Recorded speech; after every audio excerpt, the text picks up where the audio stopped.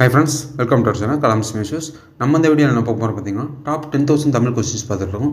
அந்த வகையில் ஒரு சில கொஸ்டின்ஸ் இன்னைக்கு பார்த்தலாம். ஃபஸ்ட்டு கொஸ்டின் பாருங்கள். சொற்களை அளவாக பயன்படுத்தி உரைநடையை அழகு செய்தவர் யார்? சொற்களை அளவாக பயன்படுத்தி உரைநடையை அழகு செய்தவர் யார் அப்படின்றதான் கேள்வி. ஓகே, ஆன்சர் பார்த்தோம்னா ஆன்சர் பார்த்தீங்கன்னா வரதராசனார்.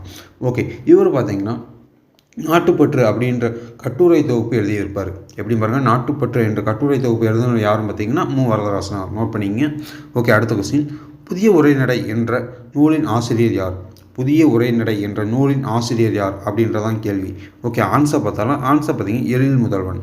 ஓகே, இந்த நூலுக்கு பார்த்தீங்கன்னா சாகித்ய அகாடமி விருது பெற்றிருக்கு.